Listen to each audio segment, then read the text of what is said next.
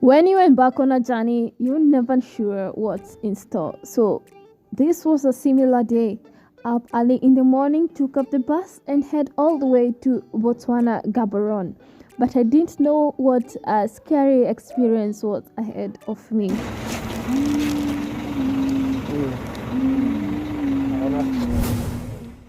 Good morning. So it's time to go from Charles Hill all the way to Gaborone. Quick recap, in my previous video I had just crossed the border from Windhoek Namibia all the way to Charles Hill, Botswana, and today we are proceeding to Gaborone, the capital city of Botswana. So guys, as you can see, I have my luggage here and my snacks because I've not had breakfast, and my small bag that carries my small things. So this is the bus that is taking us from Charles Hill all the way to Gaborone. From here to Gaborone is 210, right? Yeah. 210 hula. Yes. So let's have a good journey. All COVID measures observed. So I'm currently in the bus alone because we still have like 20 more minutes for people to start boarding. Today I'm very sleepy. I don't know. I'm already tired before we start the journey. But what I wanted to say is this is gonna be a whole day trip, because I think from here to Gaborone is close to 8 to 10 hours. Hoping it won't take 12 hours because there's curfew in Botswana at 10 p.m. Hopefully we'll be able to arrive and get to our place of sleep, and then we call it another day gone like that on the road.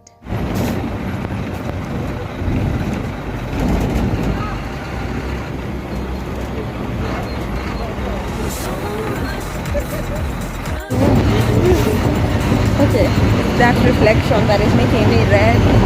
But the journey has begun at exactly 9. One important character when you're traveling around the world is to be open-minded. And for this, I love visiting new countries with an open mind. In this case, I look at every country as a new book where I write down all my new experiences, all the awesome people that I get to meet, and I'm ready to fill up my book with memorable memories. So 2 hours later, we made it to a town. Now people are boarding again because these are like new people, but for me it's continuous journey, so let's continue on. This is actually the first town, and you can feel some real African vibe here because there are like more people, so it's good. It's nice. No. That's our driver saying hi to me. Apart from being open-minded, you have to be a communicator. What this means is you have to be comfortable to talk to strangers and have interesting conversation and keep the conversation going, be it you're asking for direction or at least you need some company. By now, I would say I am above average when it comes to communicating with strangers and beginning and keeping the conversation going. Apart from here in Botswana, it's not easy because they are following the COVID measures, you know. And the driver is always looking up on me. What that means is I have to sit by myself, enjoy the road trip, calmly enjoying my snacks. And I'm glad at least the driver had a conversation with me, and at least there's one person in the bus that I can talk to in worst case. But most case we sleep. So another short break. Say hi to my family. Our driver. When you don't know where you're going and you get someone who can tell you, hey girl, it's lunchtime, you need to go out and get something to eat, these are the washrooms, you feel so comfortable, and the journey and even your view about the country becomes better and good, you know. Social connection is one important thing that everyone is craving, but most of the time we freak out from conversing with strangers, but it's something I love doing. But here in Botswana, it's a bit tricky. One, because of COVID. Second, because most people are comfortable in speaking Setswana. But anytime I get a chance to converse with someone, I take it and use it. But today, let us sleep. So let's say I've never slept like I am today. I have slept the most. Let's look for water to drink.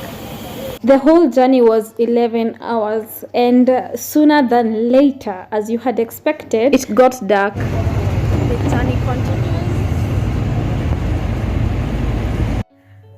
I cannot believe I'm about to share this, but someone will relate, and it just makes sense for me to share with you guys what really happened to me. So currently I am in my hotel room here in Botswana, Gaborone. It's a continuation of the story after arriving, what really happened. So I thought I'm okay. I'm going to share whatever happened in a few, but I thought I'm okay until today. This is the next day, and I don't want to leave the room. And I'm the biggest advocate of when you visit a place, even if you're alone, you just go and explore the place or the tour of the place. You guys have seen me touring towns by myself, but from what happened yesterday, I'm just feeling my energy and my psyche and motivation to go out alone like minimal, and I'm just a bit scared, and just my realities of things and insecurities I have always had for a long time coming true. So let me get you to what happened and how I got really scared. So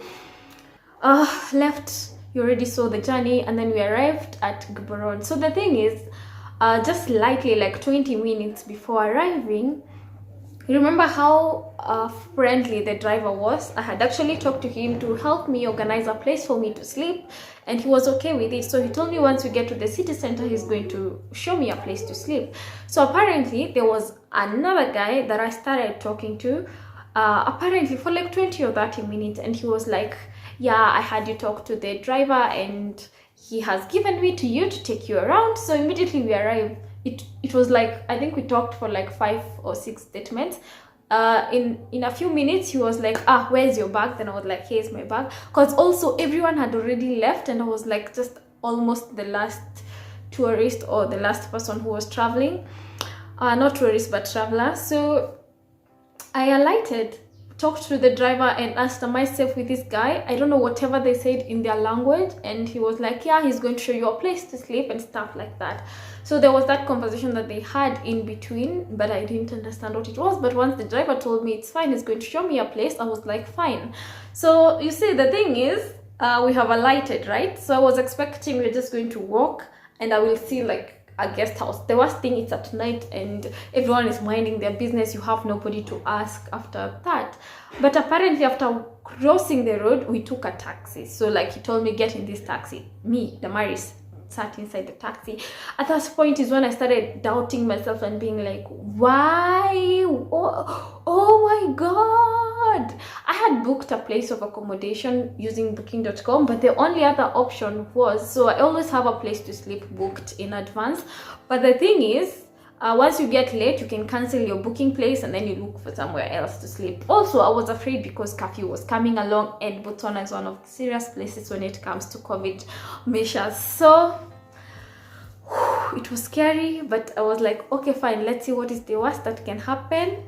But that's me gambling with my life. I got in the taxi, and then just a slight distance. The thing is, they keep talking Setswana, so I don't understand whatever they are saying. But we alight at this place, alighting at this place. He tells me it's the guest house, and then we get in. Remember, he's carrying my bag, right? Oh, thank God that bag is not like with my, you saw my bags, like it's the big bag that barely has any of my valuables, just my clothes mostly. So we proceed into this guest room, and let me state here, I did not pay the guest room. Like, I didn't hand in cash, I did not do any form of registration. He just led me to where was my room. And remember, he led me first, so me got in first. So I'm getting in my bag to figure out the money. I'm just thinking this guy's dropping the bag because he's trying to be good or stuff like that. Until I turn around and this guy has already gotten inside the room and seated on the bed. Me, I was standing on the other side. I don't know how to explain this, but I was standing on this side, but this guy apparently has just gotten in. I thought he's putting the bag, and apparently this guy has sat on the bed already. Then I'm like, okay, how much are we paying in such conversations? Then he's like, I have already paid. Then I'm like, why have you paid? Because, and then he says, I have already paid. So I'm like, oh, are you that good? By that time, you're scared somehow, and then at some point you're just like, okay, maybe he's just playing with my mind or something like that. So I'm like, okay, danger over here. And then I do not have any way to communicate because I don't have internet, I don't have airtime. So I tell this guy I need to communicate. Sorry. I need to communicate, so let me go to talk to the receptionist as we go pay and stuff like that, so he can leave me and me continue on in my room. Apparently, getting to the door, I noticed the door is locked and there's no key. Apparently he has the key, and then he starts changing and he starts undressing and he says, today we're gonna have fun, today you're going to enjoy. And I say, I'm married. And he's like, I don't care about marriage, I don't see no ring. It's at this point I remember a lady called Rin Ruby. She's a Kenyan traveler. She's always saying if you're a female traveler, you should have a fake ring. But it never hit in my head. It never hit in my head until this time. I'm trying to get out and the door is locked. This guy has already undressed, like he just still has his vest and his like short sort of thing, and I'm very, very confused. So your biggest fear of any lady is when you get in a situation and you see anything that is in relation to sexual harassment or rape or such things, because you do not have the strength, you cannot fight, you cannot run away. I'm in a place I do not know at all. So I tell him I'm going to scream or something like that. I need to talk to my family and tell them I am okay, even if I am not. Thank God, somehow I was calm. Somehow I was still a bit composed. So he opens the door. And when I try to get out, so he said we're going to go together to sort the airtime. So we go out. He goes out alone. So I'm now there contemplating, do I take my bag and run away? When I'm just taking my bag like this to walk outside, guess who I see? I see other ladies that are like dressed in like mini dresses. Like you don't need to be told that those are ladies of the night. So in short, he brought me to a brothel. And that is where I'm like, oh my goodness, in this place you can't even shout, you can't even say anything. So, and it's at night around some few minutes to like 9. So it was very confusing for a moment. So when but before I step out, he came back and then he was like,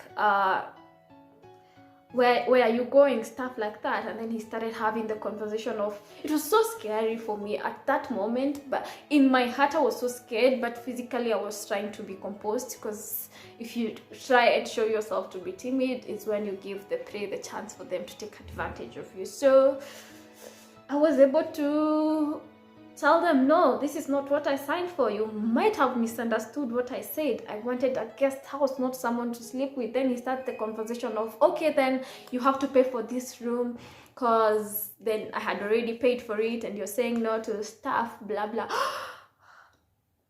Then I went, talked to the receptionist, and I was like, you know what, I will start causing drama here.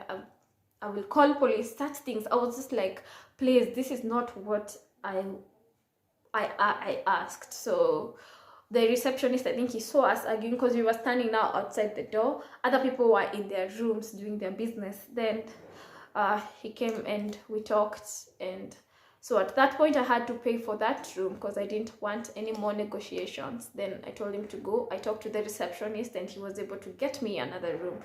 And let me say, accommodation here in Botswana is not cheap. It's not cheap. It's like, for that place, he said it was 300 pula. That is like $30 US.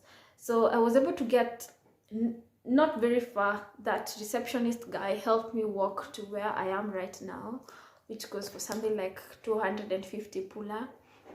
Guys, so from that, I have not gotten the guts to go out. I'm just like, my reality was just dropping down on me, and the fears that I have always hidden within me. I'm scared of talking to any person. Any man talks to me, I'm just like, oh, I'm just imagining all those things, and it was scary, and your head just goes in this spiral of the worst things that can happen. You don't know this person, you don't know anyone who is like close to come and help you. You're in a foreign land, you're in a place you do not know. So it was just so scary that it put me in this fear that I don't even know how to get out of. I'm trying. I got ready the whole day, but I'm still in bed. I'm just like, you know what? You'll be okay, Damaris. So I think that is my most scariest thing. And I hate the fact that as ladies we have to go through some of these things where you have to have the fear that a man can do bad things to you and all those things, and it is not in your control. You can't fight. If I was with a guy, definitely they would not have thought that I was coming here for me to be an object to be used. How do you even just meet somebody for like 20 minutes and you have already concluded that you're going to take your chances and do whatever you want to do, as he was calling it, having fun, you know? Anyway, lots of conversation cut down on some of the things we talked about, or some of the words we threw to each other, but yeah, that was scary. I'm still trying to get myself out of this rant, and I'm hoping nothing like this ever happens again. Now I'm very scared to talk to people. That is something I need help on, but I'll try my best. I will try my best, challenge myself to get out of this room and just even see what the compound is about. If by chance I'll make it to the city, that's fine. But I got very scared yesterday night. I could not even sleep comfortably. I did not even share this story with anybody because I also didn't want anyone to think I'm not okay. But now I'm better that I have shared with you guys, and yeah, now I'm okay. Trust me, I will talk myself out of this, and we'll be able to keep on exploring and getting outside our fears and facing them head on.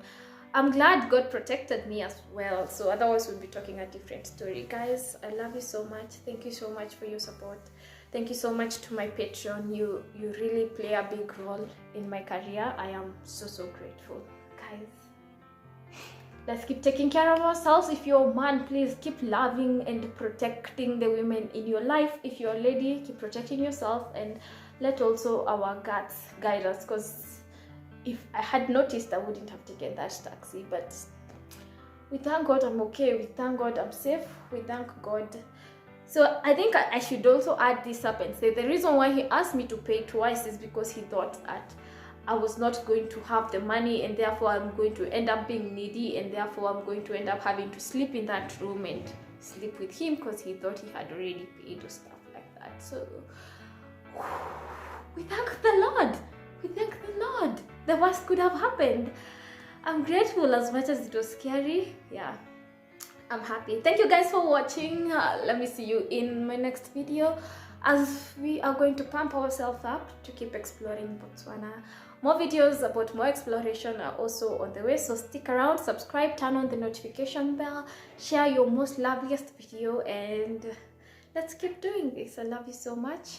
You encourage me to keep pushing on, by the way. You have freaking no idea. I love you so much. I will see you in my next video. Bye for now.